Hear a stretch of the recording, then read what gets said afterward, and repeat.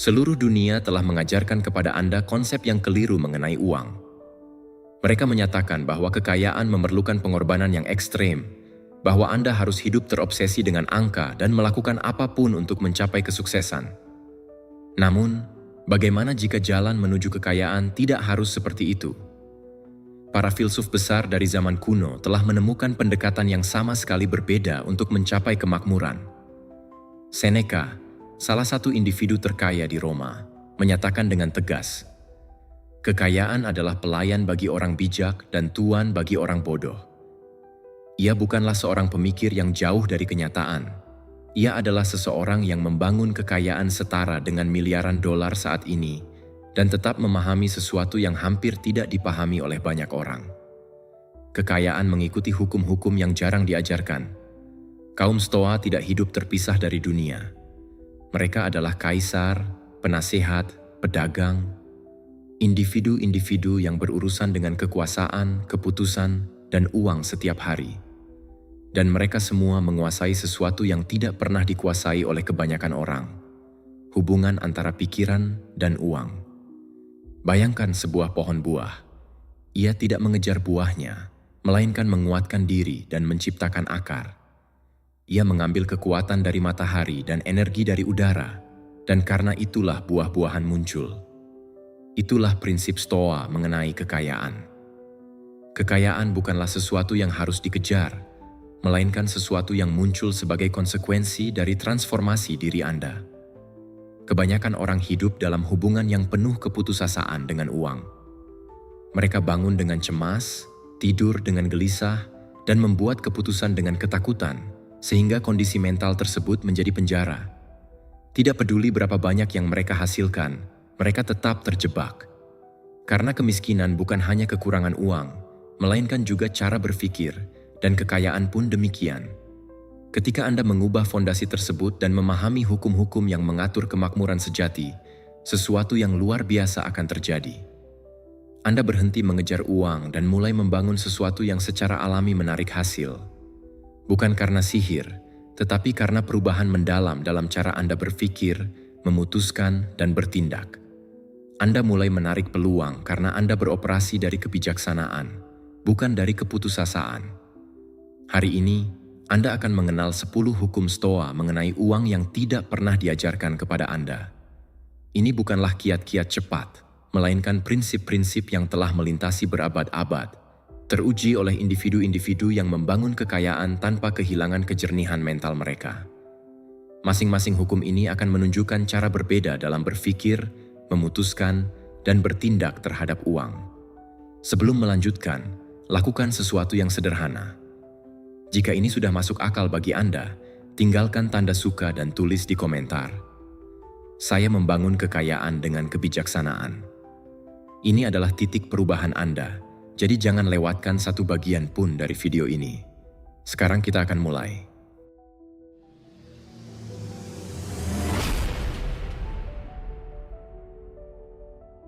Hukum pertama, hukum kekayaan batin. Inilah poin yang hampir tidak disadari oleh banyak orang mengenai uang. Uang tidak dimulai dari rekening Anda, tetapi dari pikiran Anda. Rekening bank Anda hanyalah cerminan dari apa yang terjadi di dalam pikiran Anda.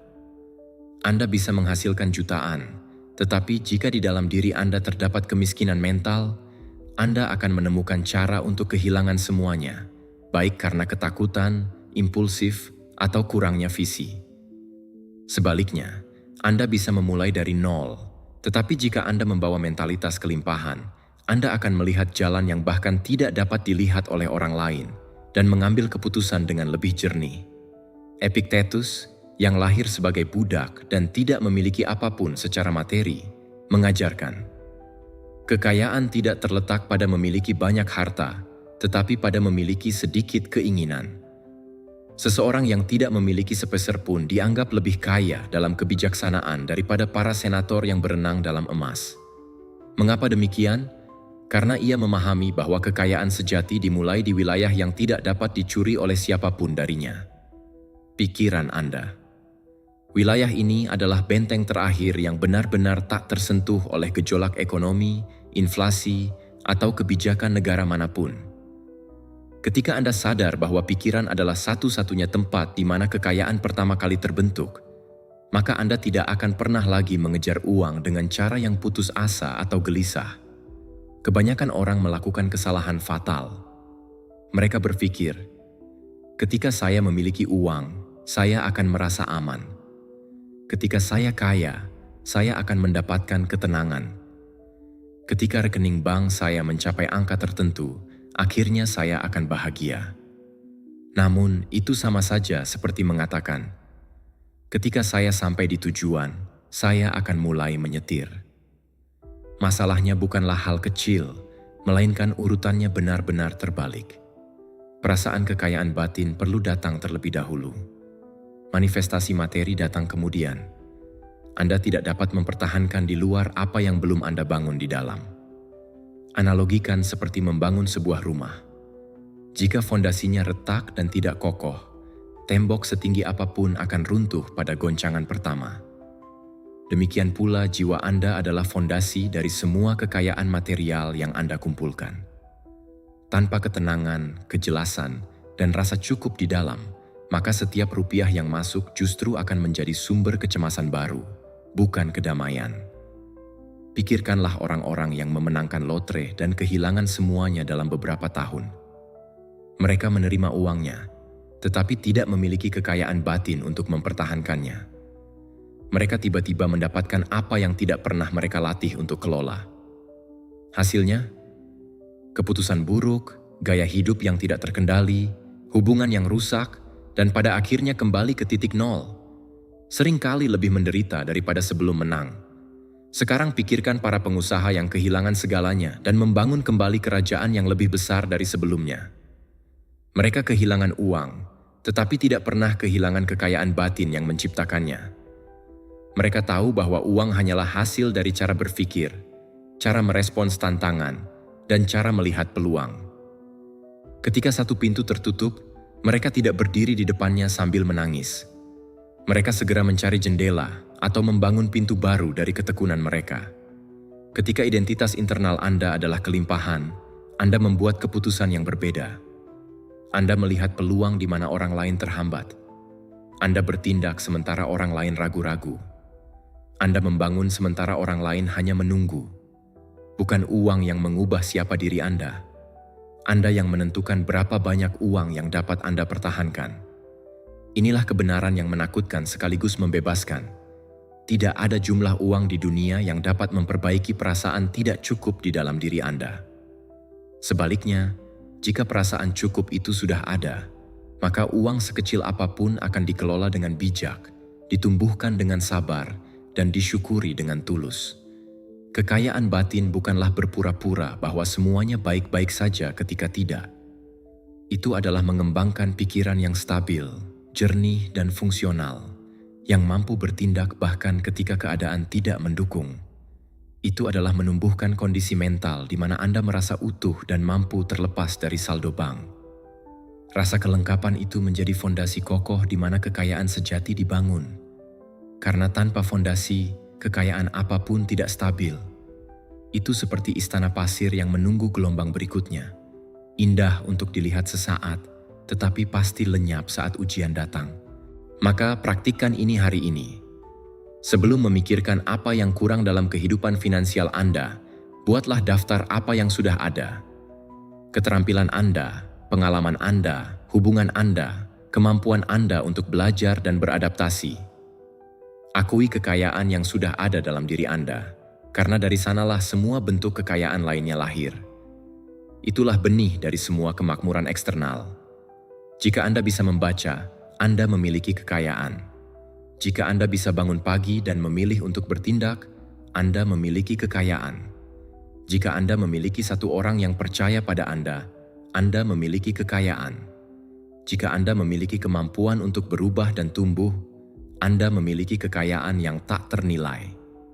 Jangan pernah meremehkan hal-hal ini, karena dari benih kecil itulah hutan kemakmuran sejati tumbuh.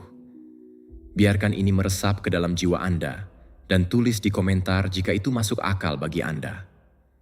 Kekayaanku dimulai dari dalam diriku. Karena ketika kalimat itu benar-benar hidup dalam setiap keputusan yang Anda ambil, maka tidak ada kebangkrutan yang bisa menghancurkan Anda, dan tidak ada kesuksesan yang bisa membuat Anda lupa diri. Itulah kebebasan sejati. Itulah kekayaan yang abadi.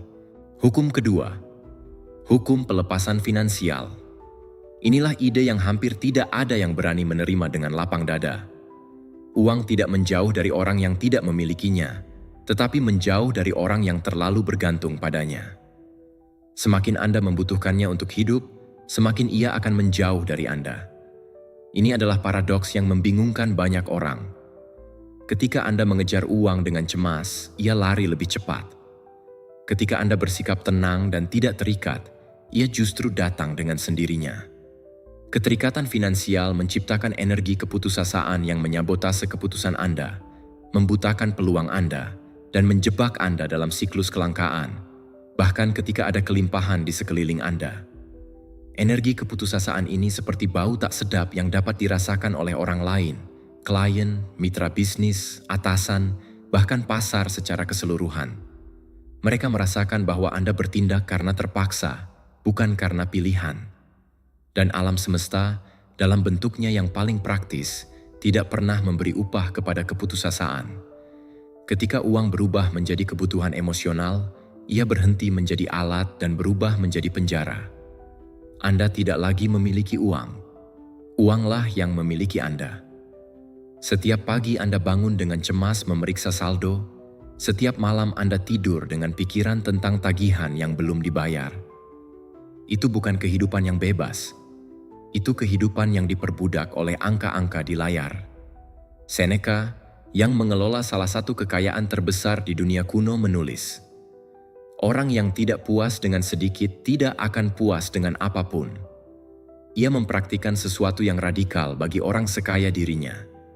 Secara berkala, ia hidup seperti orang miskin. Ia makan makanan sederhana dan tidur di permukaan yang keras, bukan sebagai hukuman, tetapi sebagai bentuk kebebasan. Ia tidak melatih kekurangan, tetapi melatih kemandirian. Ia ingin membuktikan pada dirinya sendiri bahwa uang adalah pelayannya, bukan tuannya. Bayangkan seorang pria yang bisa membeli apapun yang ia inginkan, namun dengan sukarela memilih untuk tidur di lantai yang keras. Itu bukan tindakan orang gila, itu tindakan orang yang sangat bijaksana. Ia sedang mengirim pesan kepada jiwanya sendiri. Aku tidak membutuhkan semua ini untuk menjadi utuh. Aku bisa kehilangan segalanya besok, dan aku masih akan baik-baik saja. Inilah kebebasan sejati. Bukan kebebasan untuk membeli segalanya, tetapi kebebasan untuk tidak membutuhkan segalanya. Bukan kebebasan untuk memiliki banyak, tetapi kebebasan untuk bahagia dengan sedikit. Kebanyakan orang dikendalikan oleh uang, bahkan ketika mereka pikir mereka mengendalikannya. Mereka menerima pekerjaan yang mereka benci karena takut kehilangan gaji. Setiap pagi mereka berangkat ke kantor dengan perasaan berat, duduk berjam-jam melakukan tugas yang tidak memberi makna, pulang dalam keadaan kosong, dan mengulanginya lagi selama 40 tahun. Mereka mempertahankan hubungan yang beracun karena ketergantungan finansial. Tidak berani bercerai, tidak berani pindah, tidak berani memulai hidup baru karena takut kehilangan kenyamanan materi. Mereka membuat keputusan semata-mata berdasarkan keuntungan, mengabaikan nilai-nilai dan kesehatan mereka. Mereka menjual waktu yang tidak akan pernah kembali untuk uang yang tidak pernah cukup. Mereka tidak memiliki uang. Uanglah yang memiliki mereka. Ironisnya, orang-orang ini seringkali bekerja paling keras, tetapi merasakan paling sedikit kebebasan. Mereka seperti tikus dalam roda yang berputar semakin cepat, tetapi tidak pernah sampai kemanapun. Namun, ketika Anda mempraktikkan pelepasan finansial, sesuatu yang kuat terjadi. Anda mulai membuat keputusan dari kejernihan, bukan dari ketakutan. Anda bernegosiasi lebih baik karena Anda tidak putus asa.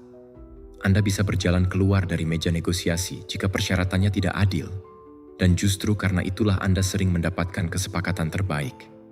Anda berinvestasi lebih baik karena Anda tidak panik dengan fluktuasi pasar. Ketika harga saham turun, Anda tidak menjual karena takut. Anda menilai apakah fundamentalnya masih kuat.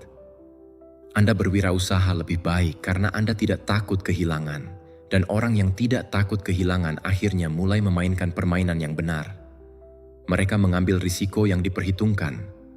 Mereka mencoba hal-hal baru. Mereka berinovasi. Dan ketika satu usaha gagal, mereka bangkit kembali dengan cepat karena kegagalan tidak menghancurkan identitas mereka. Pelepasan tidak berarti Anda tidak peduli dengan uang atau tidak bekerja keras untuk menghasilkan lebih banyak. Itu berarti Anda tidak membiarkan uang mendefinisikan siapa diri Anda. Anda menggunakan uang, tetapi Anda tidak mengukur diri Anda dengannya. Identitas Anda tidak naik turun dengan saldo bank Anda. Ketenangan Anda tidak bergantung pada berapa banyak yang Anda miliki di saku. Nilai Anda sebagai manusia tidak diukur dengan mata uang. Anda lebih dari sekadar akumulasi harta. Anda adalah makhluk yang memiliki kemampuan untuk mencintai, mencipta, belajar, dan memberi. Itu semua adalah kekayaan yang tidak bisa diambil oleh inflasi atau resesi apapun. Pikirkanlah peselancar yang menunggangi ombak. Ia tidak mencoba mengendalikan lautan. Ia tidak putus asa ketika ombak tidak sempurna. Ia mengalir dengan gerakan alami air, memanfaatkan ketika ombak besar dan menerima ketika ombak kecil. Ia memahami bahwa kendali berlebihan akan menenggelamkannya, tetapi kehadiran membuatnya tetap berdiri. Jika ia mencoba berpegangan pada ombak dengan putus asa, ombak ini harus persis seperti yang aku inginkan. Ia akan terseret ke dasar laut. Sama halnya dengan uang. Orang yang mencoba menahannya dengan kuat akan kehilangan. Orang yang belajar mengelolanya dengan santai namun disiplin akan bertahan. Orang terkaya yang pernah saya kenal bukanlah mereka yang paling banyak memikirkan uang, tetapi mereka yang paling banyak memikirkan nilai, pelayanan, dan keunggulan. Mereka bangun setiap pagi dengan pertanyaan, masalah apa yang bisa aku pecahkan hari ini? Nilai apa yang bisa aku berikan kepada orang lain? Uang hanyalah produk sampingan alami dari pikiran yang fokus menciptakan hal-hal bermakna. Bukan tujuan langsung. Itu adalah konsekuensi tak terelakkan dari orang yang memecahkan masalah nyata dengan integritas dan keterampilan. Ketika Anda melepaskan obsesi pada hasil finansial dan jatuh cinta pada proses penciptaan, kekayaan akan menemukan Anda dengan sendirinya. Ia akan datang tanpa Anda kejar, seperti kupu-kupu yang hinggap di tangan anak kecil yang tidak berusaha menangkapnya. Maka, lakukan ini secara praktis. Amati hari ini di mana ketakutan kehilangan uang mengambil keputusan untuk Anda. Jangan rasionalkan, jangan justifikasi, amati saja dengan jernih seperti seorang ilmuwan yang mengamati fenomena alam. Tanyakan pada diri Anda, apa yang akan saya lakukan jika rasa takut itu tidak ada? Apakah Anda akan berhenti dari pekerjaan yang membunuh jiwa Anda? Apakah Anda akan memulai bisnis yang sudah lama Anda impikan? Apakah Anda akan mengatakan tidak pada tawaran yang tidak menghargai Anda? Apakah Anda akan memberi lebih banyak kepada orang lain tanpa menghitung-hitung? Dalam banyak kasus, jawaban itu mungkin tidak nyaman, bahkan menakutkan. Tetapi itulah jalan yang harus Anda ikuti. Bukan berarti Anda harus bertindak ceroboh atau membuang semua uang Anda. Itu berarti Anda mulai melepaskan cengkeraman ketakutan yang selama ini membelenggu potensi terbesar Anda. Dan ketika Anda melakukannya, Anda akan menemukan bahwa di sisi lain dari ketakutan itu, ada kebebasan yang tidak bisa dibeli oleh uang manapun di dunia. Hukum ketiga, hukum waktu sebagai nilai tertinggi. Jika ada sesuatu yang Anda habiskan sekarang tanpa disadari, itu adalah hidup Anda, dan nama yang Anda berikan pada pengeluaran tersebut adalah waktu. Dari semua hukum Stoa mengenai uang, ini mungkin yang paling mendesak, dan kebanyakan orang baru menyadari hal ini ketika mereka tidak bisa kembali lagi. Uang yang hilang dapat diperoleh kembali. Anda bisa bangkrut hari ini dan menjadi jutawan lagi 10 tahun kemudian. Anda bisa kehilangan segalanya dalam kegagalan bisnis, lalu membangun kembali dari awal. Tetapi waktu yang hilang akan lenyap selamanya.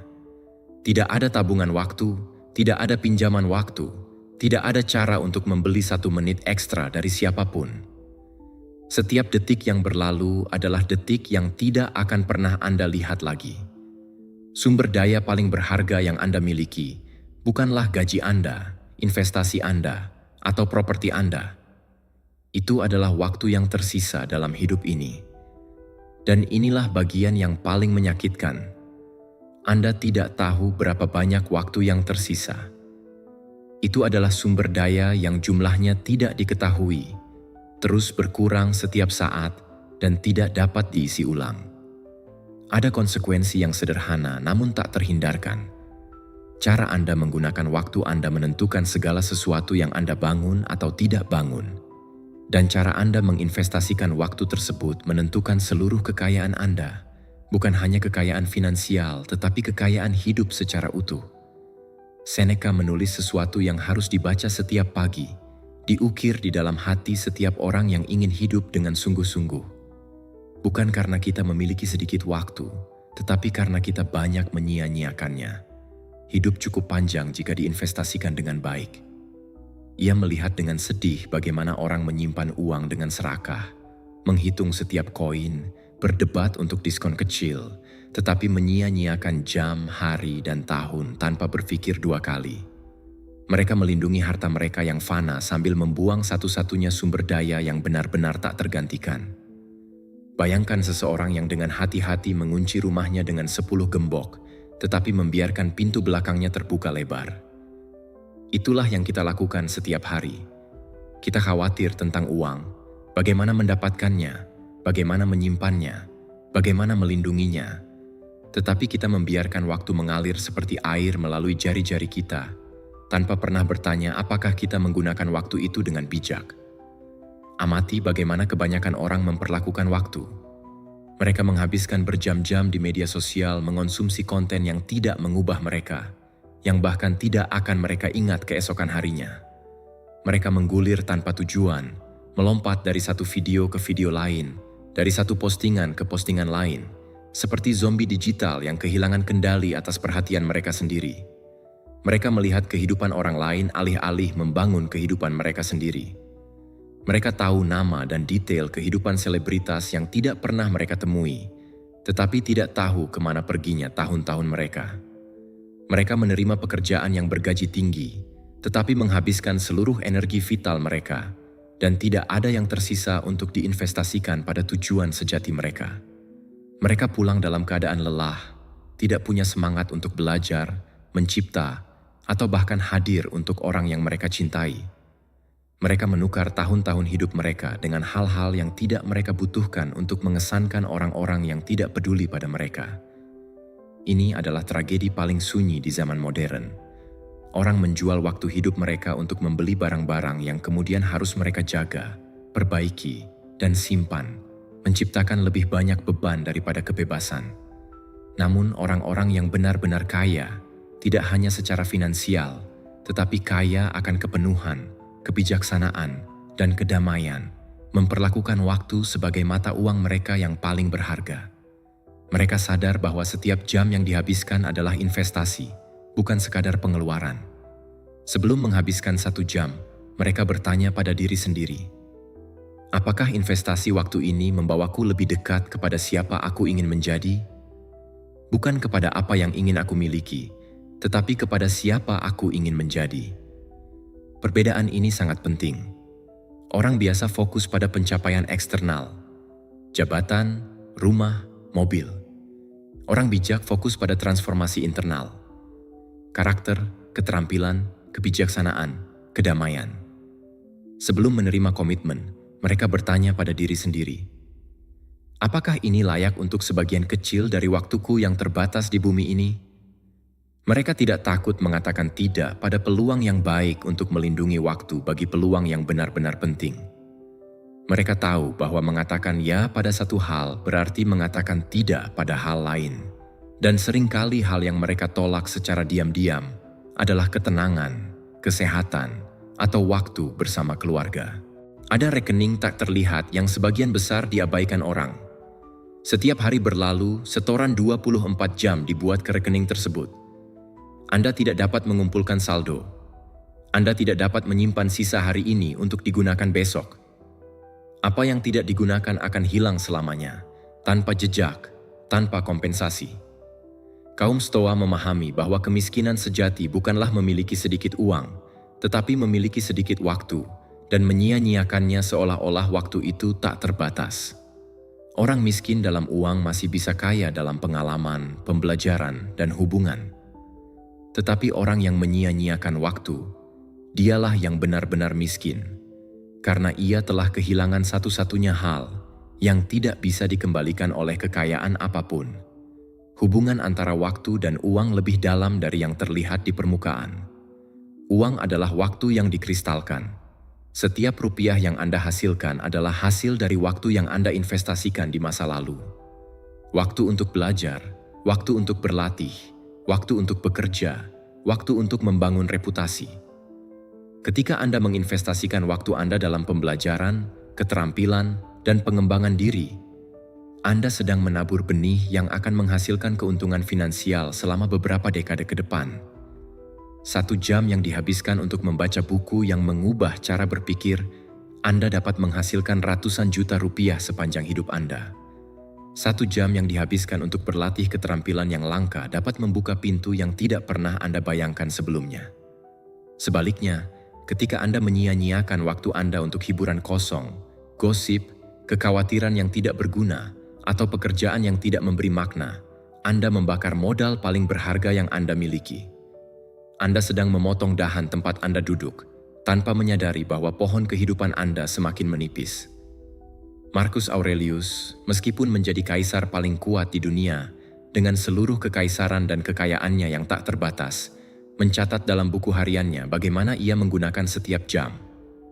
Ia mengerti bahwa disiplin dengan waktu adalah ibu dari semua kekayaan, bukan karena waktu adalah uang, seperti kata pepatah populer, meskipun itu benar, tetapi karena waktu adalah satu-satunya hal yang tidak pernah Anda dapatkan kembali.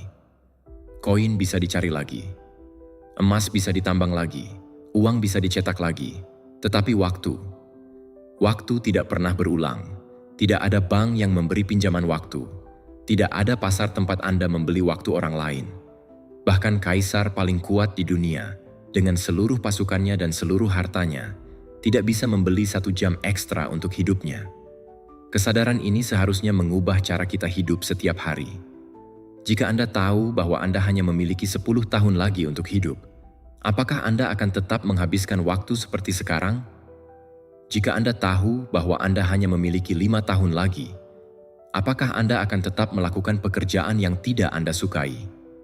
Jika Anda tahu bahwa Anda hanya memiliki 1 tahun lagi, kepada siapa Anda akan memberikan perhatian Anda? Pertanyaan-pertanyaan ini bukanlah latihan hipotetis yang menyedihkan. Mereka adalah alat untuk membangunkan kita dari tidur panjang ketidaksadaran.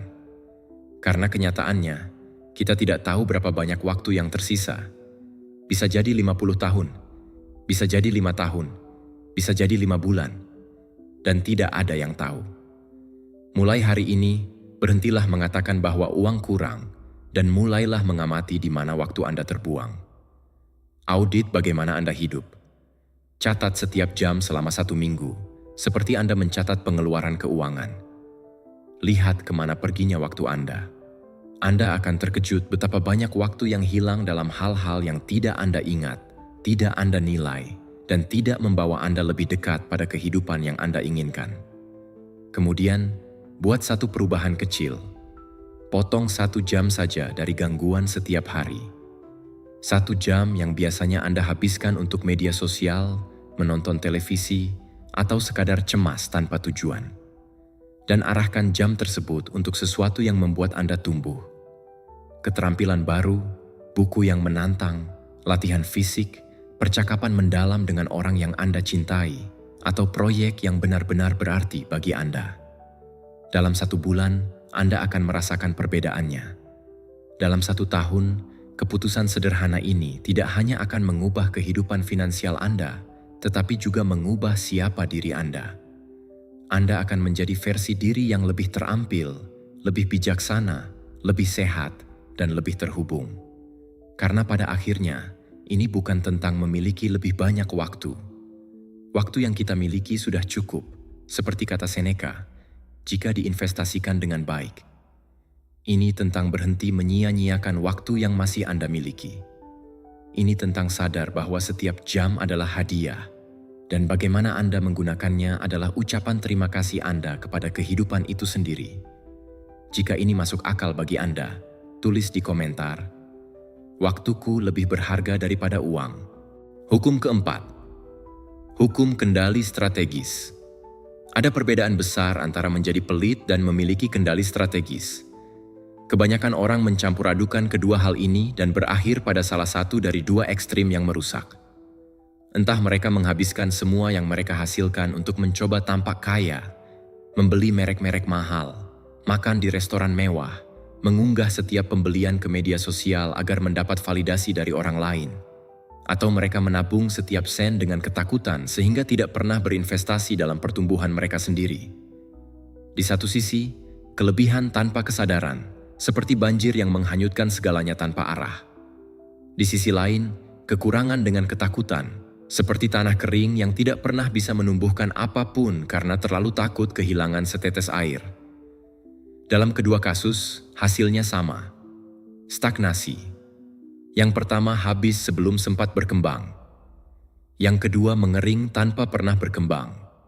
Keduanya terjebak dalam ilusi yang sama, bahwa uang adalah tujuan, bukan alat. Padahal, uang adalah alat yang sangat bergantung pada tangan yang menggunakannya. Di tangan orang bodoh, alat sekaya apapun akan berubah menjadi sumber kehancuran. Di tangan orang bijak, alat sekecil apapun akan berlipat ganda menjadi istana kebebasan. Kaum Stoa menemukan jalan tengah, dan jalan itu adalah kendali strategis. Bukan pengekangan karena takut, tetapi pengekangan karena kebijaksanaan. Bukan penghematan yang menyiksa, tetapi penghematan yang membebaskan. Marcus Aurelius, yang memiliki akses ke semua kemewahan yang dapat dibayangkan dari Kekaisaran Romawi, istana, emas, sutra, jamuan berlimpah, dan ribuan pelayan, hidup dengan kesederhanaan yang mengejutkan bagi orang-orang sezamannya. Ia menulis dalam buku harian pribadinya yang tidak pernah ia rencanakan untuk diterbitkan. Sangat sedikit yang diperlukan untuk hidup bahagia. Semuanya ada di dalam dirimu, dalam cara berpikirmu. Ia tidak menghindari kemewahan karena tidak mampu membelinya. Ia menghindarinya karena ia memahami bahwa setiap kemewahan yang tidak perlu adalah rantai lain yang mengikat kebebasannya. Setiap pengeluaran tanpa kesadaran bukan hanya uang yang hilang secara finansial, melainkan juga kebebasan yang ditukar dengan kesenangan sesaat. Sebuah mobil mewah mungkin terasa nikmat di minggu pertama, tetapi setelah itu ia menjadi biasa saja. Namun cicilannya akan terus membelenggu Anda selama bertahun-tahun. Sebuah pakaian mahal mungkin membuat Anda merasa percaya diri di pesta. Tetapi kepercayaan diri palsu itu lenyap ketika pesta usai, sementara tagihannya tetap ada. Inilah yang disebut kaum Stoa sebagai harga kemewahan, yang sebenarnya bukan hanya uang, tetapi otonomi, ketenangan, dan pilihan-pilihan di masa depan yang harus Anda korbankan. Kendali strategis bukanlah tentang hidup sengsara, tetapi tentang membelanjakan dengan kesadaran penuh. Ini tentang mengetahui perbedaan antara apa yang menambah nilai nyata dalam hidup Anda dan apa yang hanya sekadar kebisingan konsumsi. Kebisingan konsumsi adalah segala sesuatu yang Anda beli bukan karena Anda benar-benar membutuhkannya atau menginginkannya dengan sadar, tetapi karena iklan, tekanan sosial, rasa takut ketinggalan zaman, atau keinginan untuk pamer. Ini tentang memahami bahwa setiap uang yang Anda belanjakan adalah keputusan tentang siapa Anda memilih untuk menjadi. Setiap rupiah memiliki dua tangan. Satu tangan mengarah pada kebebasan, tangan lain mengarah pada perbudakan. Uang yang diinvestasikan dalam aset, baik aset finansial, aset keterampilan, atau aset kesehatan, mengarah pada kebebasan. Uang yang dihabiskan untuk barang konsumsi yang tidak perlu, yang kehilangan nilainya segera setelah Anda membayarnya, mengarah pada perbudakan finansial. Bukan karena barang konsumsi itu jahat, tetapi karena tanpa kendali strategis, Anda tidak akan pernah bisa keluar dari siklus bekerja untuk membayar hal-hal yang tidak Anda butuhkan. Amati bagaimana kebanyakan orang membelanjakan uang. Mereka membeli pakaian mahal untuk mengesankan orang asing yang bahkan tidak akan mereka ingat namanya setahun kemudian. Mereka membiayai mobil yang tidak mampu mereka bayar untuk diparkir di depan rumah yang juga tidak mampu mereka bayar. Mereka berlangganan layanan streaming yang bahkan tidak mereka gunakan, 6 atau 7 platform.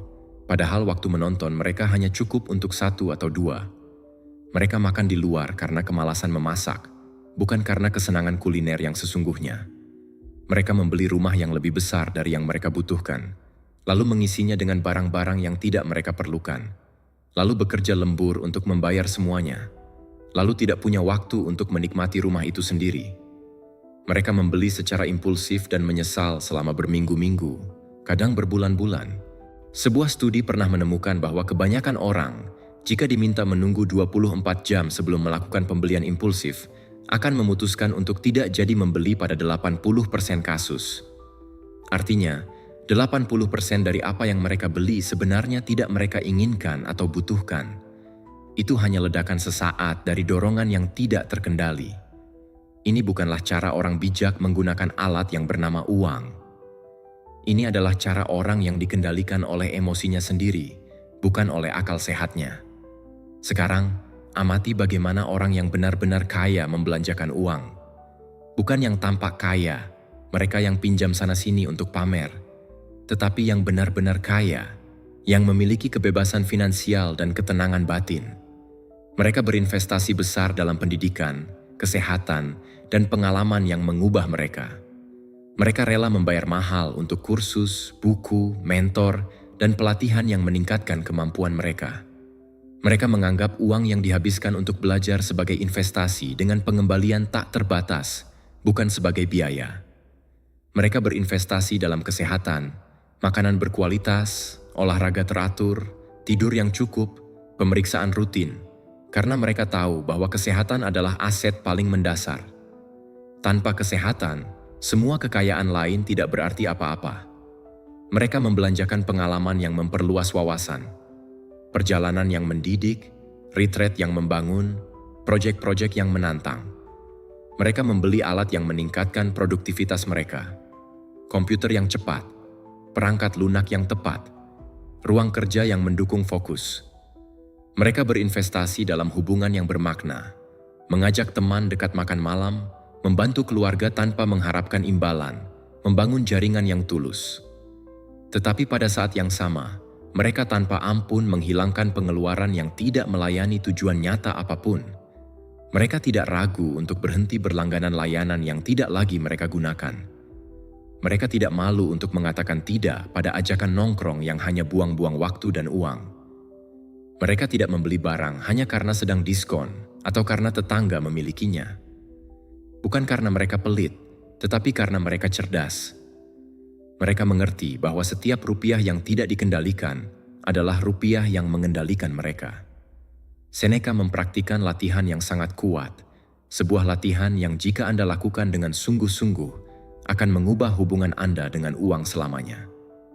Ia secara teratur bertanya pada dirinya sendiri, "Jika saya kehilangan segalanya besok, rumah, emas, semua harta saya, apa yang benar-benar akan saya rindukan?" Jawaban atas pertanyaan ini mengungkapkan apa yang memiliki nilai nyata dalam hidupnya dan apa yang hanya akumulasi tanpa arti. Latihan itu memisahkan yang esensial dari yang dangkal dengan kejelasan yang brutal. Cobalah sekarang, bayangkan rumah Anda terbakar, segala sesuatu yang material hilang. Apa yang paling Anda sesali? Foto-foto keluarga? Surat dari orang yang Anda cintai? Buku-buku yang mengubah hidup Anda? Atau apakah Anda akan lebih sedih kehilangan sofa mahal, televisi layar datar, atau koleksi jam tangan mewah? Jawaban Anda akan segera menunjukkan di mana hati Anda sebenarnya berada. Latihan ini seperti menyalakan lampu di ruangan yang berantakan. Tiba-tiba Anda melihat dengan jelas apa yang perlu tinggal dan apa yang perlu pergi. Tiba-tiba Anda sadar bahwa setengah dari barang di rumah Anda tidak pernah Anda sentuh selama setahun terakhir. Tiba-tiba Anda bertanya-tanya mengapa Anda membayar untuk menyimpan dan merawat barang-barang yang bahkan tidak Anda ingat keberadaannya. Kendali strategis menciptakan efek berantai yang luar biasa dalam hidup Anda. Ketika Anda berhenti membelanjakan hal-hal yang tidak penting, lebih banyak uang tersisa untuk berinvestasi pada hal-hal yang penting. Ini bukan hanya matematika sederhana, pengeluaran berkurang, tabungan bertambah, tetapi lebih dari itu. Ketika Anda berinvestasi pada hal-hal yang penting, pendidikan, keterampilan, kesehatan, hubungan, aset produktif, Anda tumbuh lebih cepat sebagai manusia. Keterampilan Anda meningkat, wawasan Anda meluas, energi Anda meningkat, jaringan Anda menguat. Ketika Anda tumbuh lebih cepat, Anda menghasilkan lebih banyak. Peluang-peluang baru muncul karena Anda menjadi orang yang berbeda. Orang-orang ingin bekerja sama dengan Anda, membayar Anda lebih tinggi, mempercayakan tanggung jawab lebih besar kepada Anda.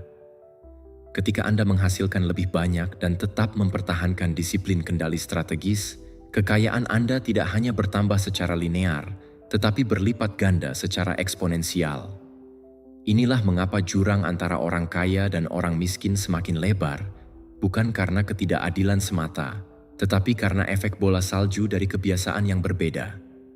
Orang yang memiliki kendali strategis tidak hanya menabung, mereka mempercepat pertumbuhan mereka. Orang yang tidak memilikinya tidak hanya membuang uang, mereka membuang potensi pertumbuhan mereka sendiri. Hukum kelima, hukum kelimpahan yang hening. Inilah kesalahan yang menghancurkan lebih banyak kekayaan daripada kekurangan uang. Kebutuhan untuk pamer. Kita hidup di era di mana orang memamerkan apa yang mereka miliki, berpura-pura memiliki apa yang tidak mereka miliki, dan mengukur nilai mereka dari apa yang dilihat orang lain. Namun, kaum Stoa mengetahui kebenaran yang coba disembunyikan oleh media sosial. Kelimpahan sejati tidak memerlukan penonton, tidak bersuara, tidak meminta validasi, dan tidak bergantung pada tepuk tangan.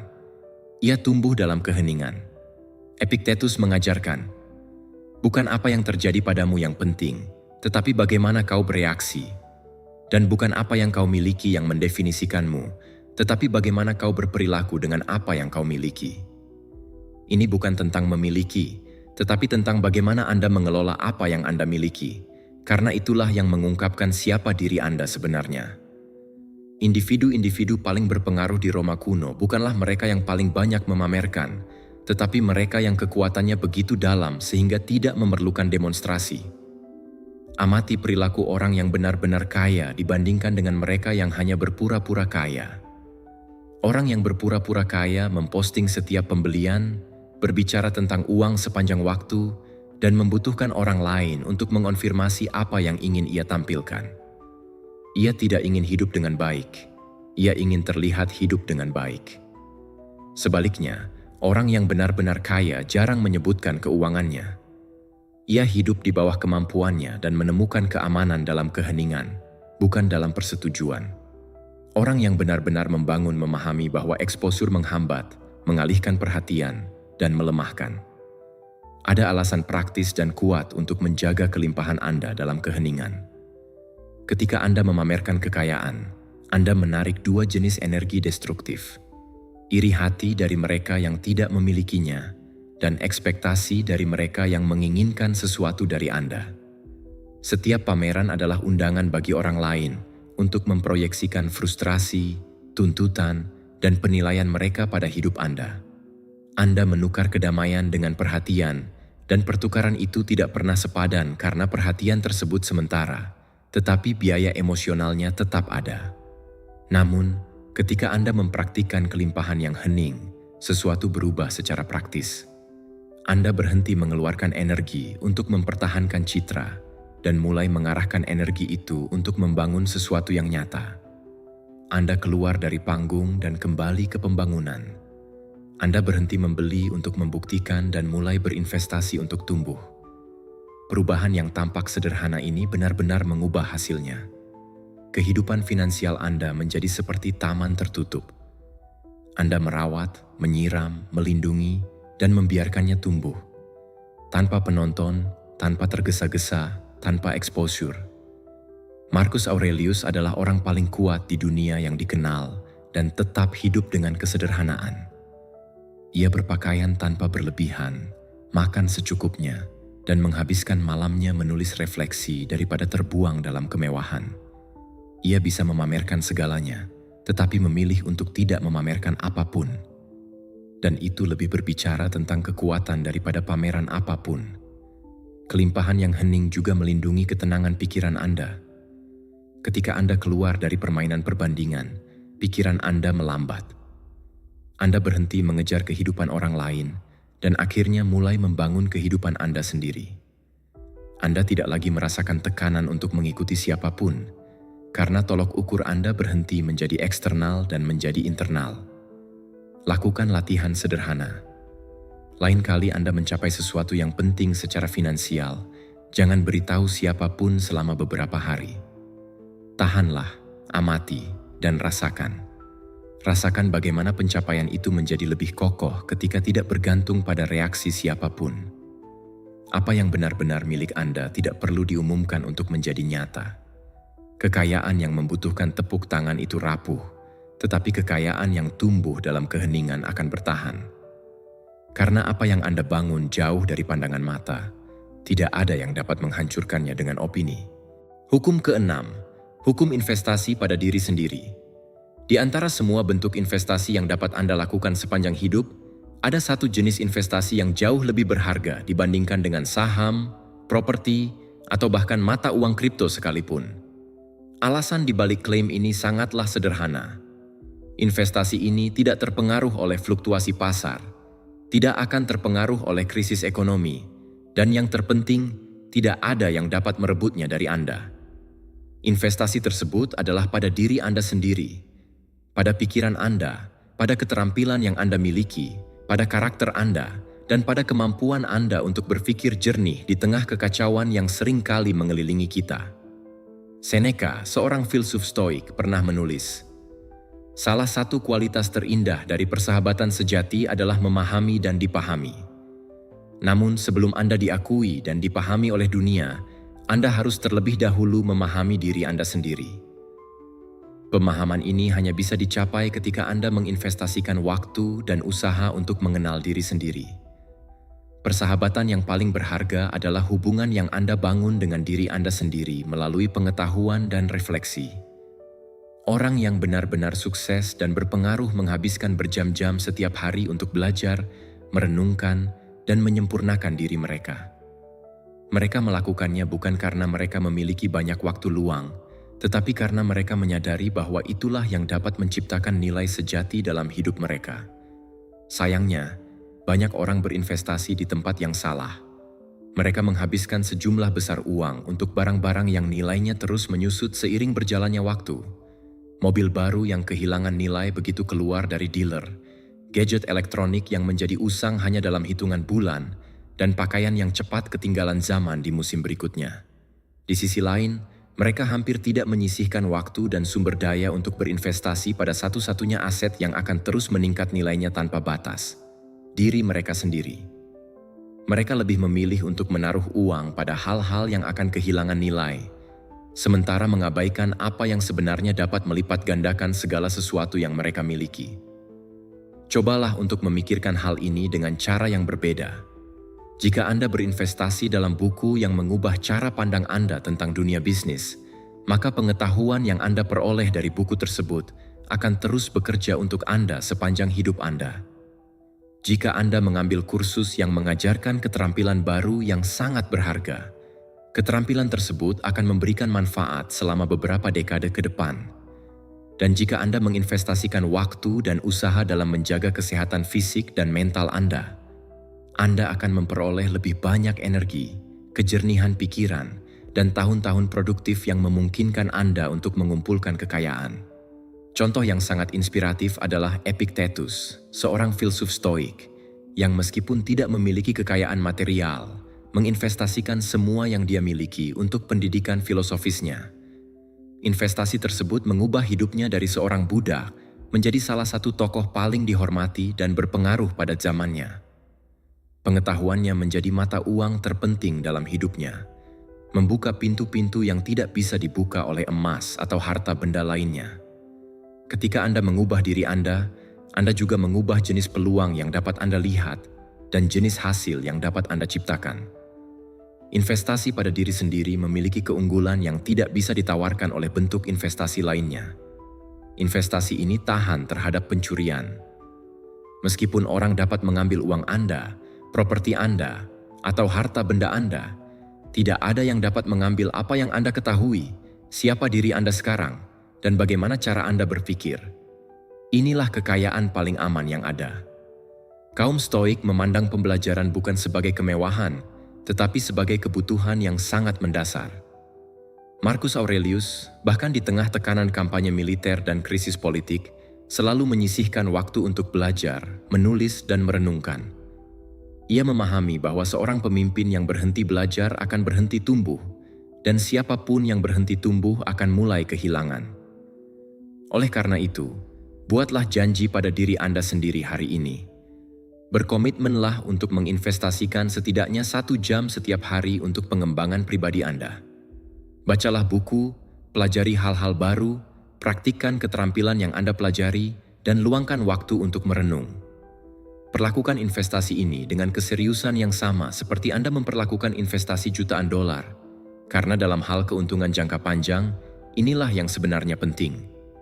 Pada akhirnya, ini bukan hanya tentang memiliki lebih banyak, tetapi tentang menjadi seseorang yang mampu menciptakan lebih banyak, mempertahankan lebih banyak, dan membangun kembali apa yang diperlukan.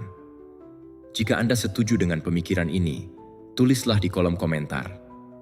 Saya berinvestasi pada diri sendiri setiap hari. Hukum ketujuh. Hukum kemandirian dari keinginan. Cara kau membelanjakan uang tidak sepenuhnya milikmu. Itu telah dibentuk seiring waktu dan hampir selalu mengikuti logika yang sama. Membuatmu merasa bahwa apa yang kau miliki tidak pernah cukup. Industri konsumsi menghabiskan miliaran dolar setahun untuk ini. Setiap iklan, setiap etalase, setiap postingan bersponsor dirancang untuk menciptakan kekosongan buatan dalam dirimu yang hanya dapat diisi dengan membeli sesuatu. Tetapi kaum Stoa melihat menembus ilusi itu dengan kejelasan yang mengesankan. Mereka mengerti bahwa masalahnya bukanlah kekurangan, tetapi kelebihan keinginan. Marcus Aurelius, yang dapat memiliki apapun di dunia, menulis, "Ingatlah, sangat sedikit yang diperlukan untuk memiliki kehidupan yang bahagia." Ini bukanlah filosofi murahan dari seseorang yang tidak pernah memiliki apapun. Itu adalah kesimpulan mendalam dari seorang pria yang memiliki akses ke semua kesenangan dan kemewahan, yang dapat dibayangkan dan menemukan bahwa tidak ada satupun yang benar-benar memuaskan. Kebanyakan orang terperangkap dalam korsel hedonis. Mereka mendapatkan sesuatu yang mereka inginkan, merasakan kesenangan sesaat, dan segera mulai menginginkan hal berikutnya. Mobil baru membawa kebahagiaan selama berminggu-minggu, lalu menjadi biasa. Promosi membawa kepuasan selama berhari-hari, lalu kecemasan akan promosi berikutnya dimulai. Siklus keinginan dan ketidakpuasan yang tak terbatas ini adalah penjara finansial terbesar yang ada. Bukan kekurangan uang yang membuatmu miskin. Itu adalah keinginan yang tak terbatas yang tidak pernah berhenti.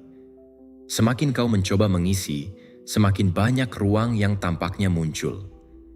Karena masalahnya bukanlah apa yang kurang, tetapi apa yang mulai kau inginkan tanpa henti. Hukum kemandirian dari keinginan tidak mengatakan bahwa kau tidak dapat menginginkan hal-hal yang baik. Ia mengatakan bahwa keinginanmu tidak boleh mengendalikanmu. Ini tentang membalikan hubungan.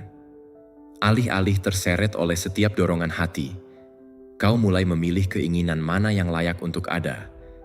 Ketika kau dapat melihat sesuatu yang mahal dan berpikir, "Ini bagus, tetapi aku tidak membutuhkan ini untuk bahagia." Kau telah menaklukkan kebebasan yang tidak akan pernah diketahui oleh para jutawan tanpa kebijaksanaan, karena kebanyakan orang dapat membeli, tetapi tidak dapat berhenti menginginkan. Seneca mempraktikkan latihan yang disebutnya kemiskinan sukarela. Secara berkala, dia makan makanan yang paling sederhana, mengenakan pakaian biasa, dan tidur tanpa kenyamanan. Bukan sebagai penderitaan, tetapi sebagai latihan. Itu adalah ujian realitas untuk membuktikan pada dirinya sendiri bahwa ketenangannya tidak bergantung pada kenyamanan, bahwa dia dapat hidup dengan hampir tanpa apapun dan tetap bahagia.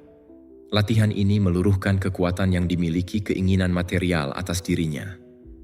Ketika keinginanmu tidak mengendalikanmu, sesuatu yang mengejutkan terjadi pada keuanganmu. Kau berhenti membeli secara impulsif, kau berhenti berutang untuk hal-hal yang tidak kau butuhkan. Kau mulai mengumpulkan sumber daya yang dapat diarahkan ke investasi yang benar-benar mengubah hidupmu. Kebebasan dari keinginan adalah pintu gerbang menuju kebebasan finansial. Kekayaan sejati bukanlah memiliki semua yang kau inginkan, tetapi tidak membutuhkan semua yang kau lihat. Itu adalah memiliki kemampuan untuk memilih dengan tenang di dunia yang mendorongmu untuk memutuskan dengan tergesa-gesa. Itu adalah kemampuan untuk berjalan melalui pusat perbelanjaan dan keluar dengan tangan kosong, bukan karena kau tidak dapat membeli, tetapi karena kau tidak membutuhkannya. Dan inilah poin yang hampir tidak pernah dicapai siapapun. Ini bukan tentang menahan diri, tetapi tentang tidak merasa kekurangan. Minggu ini, sebelum pembelian apapun yang tidak penting, tunggulah 72 jam. Jika setelah 3 hari kau masih merasa membutuhkannya, belilah. Tetapi kau akan terkejut betapa banyak keinginan yang lenyap begitu saja ketika mereka mendapat sedikit waktu dan kesadaran. Hukum ke-8. Hukum kemurahan hati magnetis. Ada sebuah ide tentang uang yang tampaknya salah pada pandangan pertama, tetapi ketika kau memahaminya, semuanya berubah. Semakin banyak kau memberikan nilai, semakin kau menjadi seseorang yang menarik nilai. Itu adalah salah satu rahasia paling kontraintuitif yang dipahami oleh kaum Stoa. Memberi adalah salah satu cara paling kuat untuk menerima. Saya tidak berbicara tentang amal sebagai kewajiban atau kemurahan hati sebagai pertunjukan untuk media sosial. Saya berbicara tentang kemurahan hati yang tulus, hening, disengaja, yang tidak perlu dilihat untuk berfungsi, dan yang mengubah baik pemberi maupun penerima. Menciptakan siklus yang berkembang seiring waktu. Marcus Aurelius menulis, "Apa yang tidak baik untuk sarang, tidak baik untuk lebah." Kaum Stoa memahami sesuatu yang sederhana dan mendalam. Kau tidak tumbuh sendirian, kau tumbuh dalam sebuah sistem. Dan ketika kau memperkuat sistem, kau memperkuat dirimu sendiri. Itu seperti menabur di lahan bersama.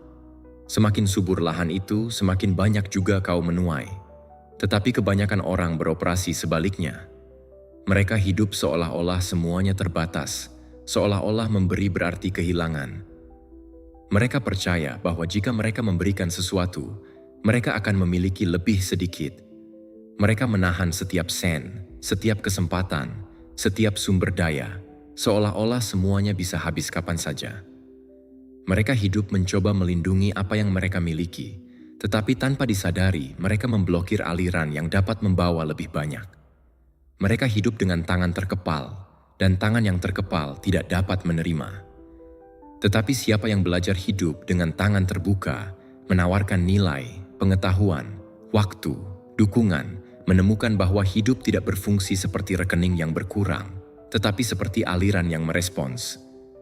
Dan inilah poin yang harus dipahami dengan jelas. Ini bukanlah pemikiran magis, ada logikanya. Ketika kau membantu seseorang dengan tulus, tanpa harapan imbalan langsung, kau menciptakan sesuatu yang tidak terlihat tetapi sangat nyata. Kepercayaan. Dan kepercayaan adalah fondasi dari segala sesuatu yang tumbuh dalam jangka panjang. Ikatan-ikatan itu seiring waktu berubah menjadi peluang, koneksi, aliansi, rekomendasi, hal-hal yang tidak dapat dibeli oleh uang itu sendiri.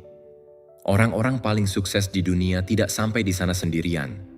Mereka sampai melalui jaringan kuat yang dibangun seiring waktu berdasarkan nilai nyata. Seneca memahami ini dengan jelas.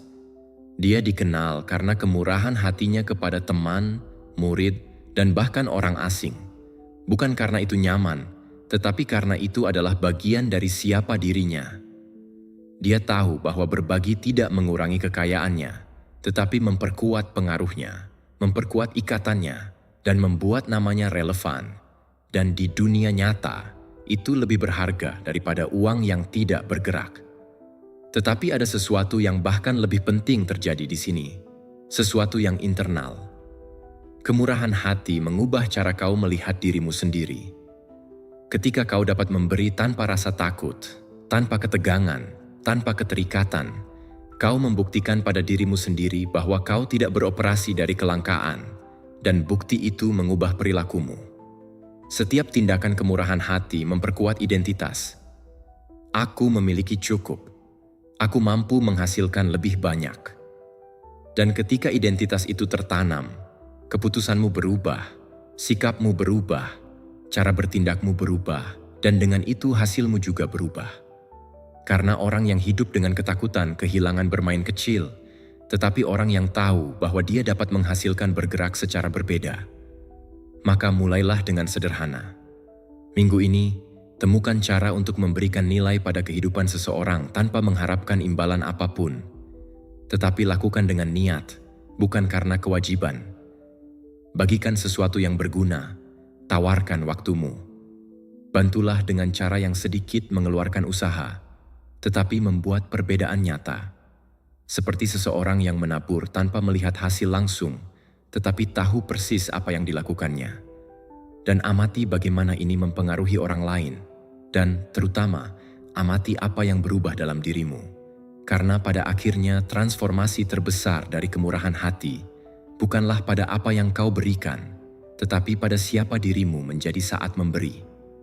Jika ini masuk akal bagimu, tulis di komentar.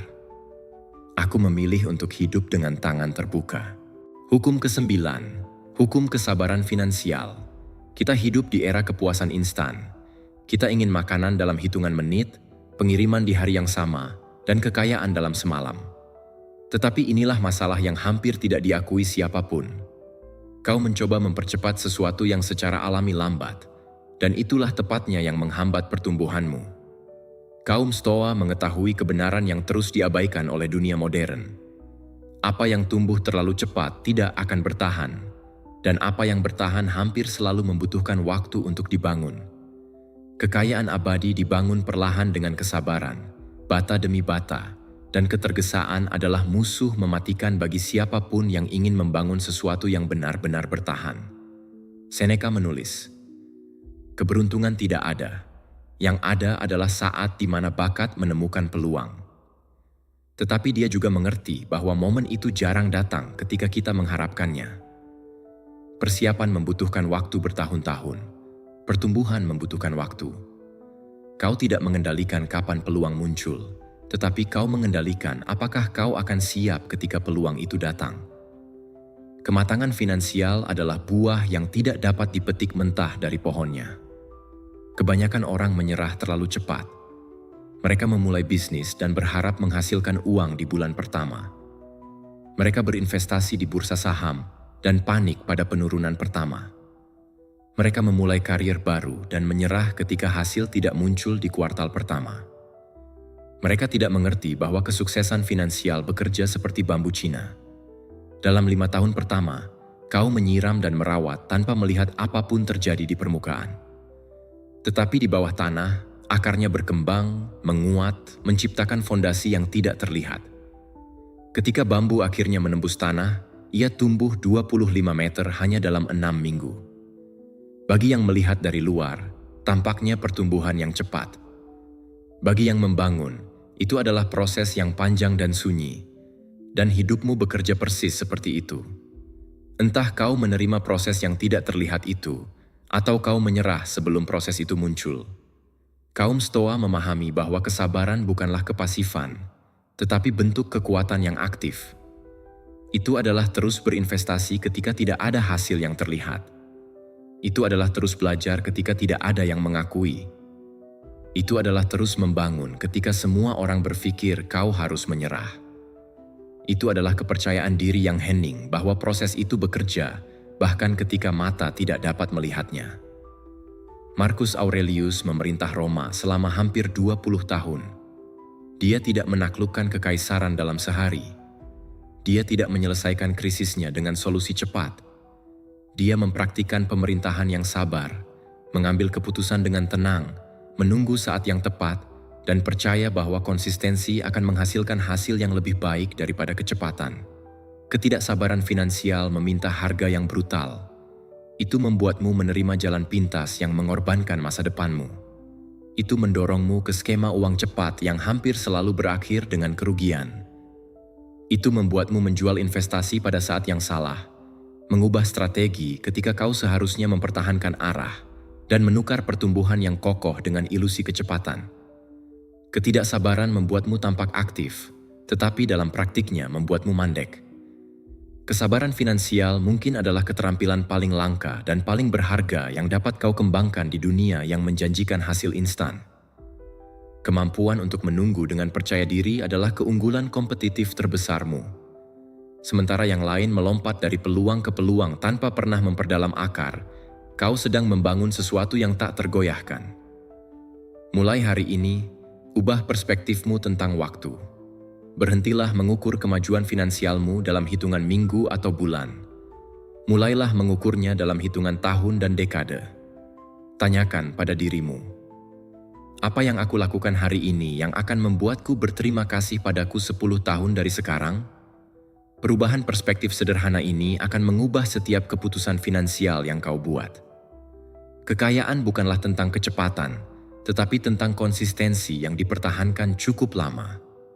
Tulis di komentar jika kau berkomitmen untuk membangun kekayaanmu dengan sabar. Aku berpikir dalam jangka panjang. Hukum ke-10. Hukum kekayaan dengan tujuan. Inilah kesalahan yang menghancurkan sebagian besar jalan finansial. Orang belajar menghasilkan uang, tetapi tidak pernah berhenti untuk memutuskan untuk apa uang itu. Dan ketika untuk apa itu tidak ada, uang kehilangan makna dan mulai terasa berat. Ini adalah hukum terakhir dan mungkin yang terpenting dari semuanya. Uang tanpa tujuan tidak membebaskan, tetapi memenjarakan. Mengumpulkan kekayaan tanpa arah seperti berlari tanpa tujuan. Kau lelah, kau bergerak maju, tetapi kau tidak pernah sampai. Tampaknya kemajuan, tetapi hanya gerakan kosong. Kekayaan sejati hanya berarti ketika melayani sesuatu yang lebih besar dari dirimu sendiri. Marcus Aurelius menulis, apa yang kita lakukan dalam hidup bergema dalam keabadian. Dan dia tidak berbicara tentang ketenaran atau pengakuan. Dia berbicara tentang dampak. Dia berbicara tentang menggunakan apa yang kau miliki, waktu, uang, energi, untuk membangun sesuatu yang terus ada bahkan ketika kau tidak lagi di sini. Karena uang yang berhenti dengan sendirinya tidak berarti apa-apa. Uang yang bergerak dengan arah, itulah yang benar-benar mengubah. Uang memperoleh makna ketika menjadi instrumen tujuan, bukan piala ego. Dan tepat disinilah sebagian besar tersesat. Mereka berlari mengejar lebih banyak tanpa pernah berhenti bertanya mengapa. Mereka ingin lebih tanpa tahu mengapa mereka ingin lebih. Mereka menetapkan tujuan finansial tanpa menghubungkannya dengan nilai-nilai nyata. Dan ketika mereka akhirnya mencapai angka-angka itu, mereka merasakan kekosongan yang tidak dapat diisi oleh jumlah berapapun. Karena bukan kekurangan uang yang menyakitkan pada saat itu, tetapi kurangnya makna. Uang adalah sarana, bukan tujuan. Dan ketika kita memperlakukannya sebagai tujuan, ia kehilangan semua kekuatannya untuk memuaskan kita. Itu seperti minum air asin. Semakin kau mencoba mengisinya, semakin kau merasa kosong. Kaum Stoa percaya bahwa setiap orang memiliki peran yang harus dimainkan dalam skema besar keberadaan. Pekerjaanmu, kekayaanmu, dan keterampilanmu bukan hanya untuk keuntungan pribadimu, tetapi alat untuk melayani kebaikan bersama. Dan ketika kau memahami itu, sesuatu segera berubah dalam cara kau melihat uang. Ketika uangmu terhubung ke tujuan yang jelas, sesuatu yang luar biasa terjadi. Kau berhenti khawatir tentang berapa banyak yang kau miliki dan mulai fokus pada dampak yang dapat kau ciptakan. Fokusnya keluar dari akumulasi dan menuju pembangunan, dan itu benar-benar mengubah cara kau hidup. Seneca menggunakan kekayaannya untuk mendukung teman-teman yang kesulitan, membiayai pembelajaran pemuda yang menjanjikan, dan menciptakan karya yang memengaruhi umat manusia selama ribuan tahun. Uangnya memiliki arah, memiliki makna, memiliki jiwa, dan karena itu tidak pernah menjadi sumber kecemasan, tetapi sumber kepuasan yang mendalam. Karena ketika ada tujuan, uang berhenti menjadi masalah emosional dan berubah menjadi alat strategis. Ketika kau menghubungkan pencarian kekayaanmu dengan tujuan yang melampaui dirimu, 3 hal kuat terjadi. Pertama, kau mendapatkan motivasi yang tidak habis karena tujuan tidak bergantung pada suasana hati. Kedua, kau menarik orang yang berbagi visimu dan ingin membangun bersamamu.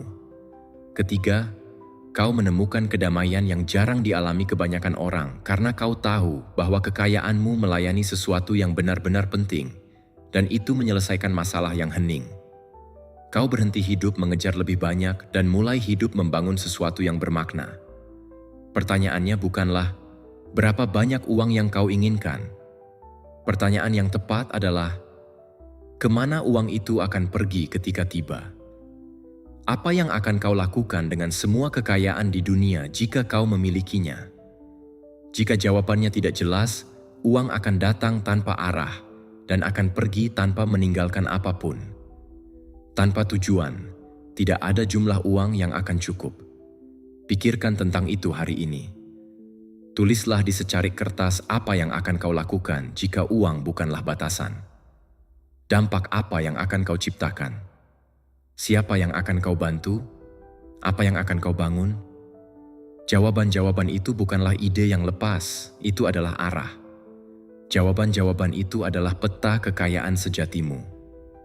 Ikuti tujuan itu dengan dedikasi, dan uang yang diperlukan akan muncul sebagai konsekuensi alami dari nilai yang kau ciptakan di dunia. Karena uang tidak mengikuti usaha, tetapi mengikuti nilai, dan nilai lahir dari tujuan yang jelas. Kaum Stoa kuno tidak memiliki lembar kerja keuangan, aplikasi investasi, atau kursus pendidikan finansial. Tetapi mereka memahami sesuatu yang esensial tentang uang, sesuatu yang belum dipahami oleh banyak orang. Kekayaan sejati adalah keadaan internal yang bermanifestasi secara eksternal. Ketika kau mengatur pikiranmu, kau mengatur uangmu. Ketika kau menguasai keinginanmu, kau berhenti menyia-nyiakan hidupmu. Dan ketika kau berhenti menyia-nyiakan, kau mulai benar-benar membangun. Ketika kau mengintegrasikan hukum-hukum ini ke dalam hidupmu, kekayaan batin, pelepasan finansial, waktu sebagai nilai tertinggi, kendali strategis, kelimpahan yang hening, investasi pada diri sendiri, kemandirian dari keinginan, kemurahan hati magnetis, kesabaran finansial, dan kekayaan dengan tujuan. Kau berhenti mengejar uang dan menjadi tipe orang yang secara alami menarik, mempertahankan, dan melipat gandakan kekayaan. Ini bukan tentang obsesi finansial, tetapi tentang kesadaran. Ini tentang membuat uang bekerja untukmu alih-alih hidup bekerja untuk menopang pilihan-pilihan tanpa makna. Kaum Stoa tahu bahwa kemiskinan sejati bukanlah kekurangan uang, tetapi kekurangan kejelasan. Karena tanpa kejelasan, nilai apapun yang masuk akan hilang. Dan kebijaksanaan yang diterapkan secara konsisten pada keuanganmu menciptakan kemakmuran yang tidak dapat dihancurkan oleh krisis apapun, tidak dapat diguncang oleh pasar manapun, dan tidak dapat diambil oleh keadaan apapun.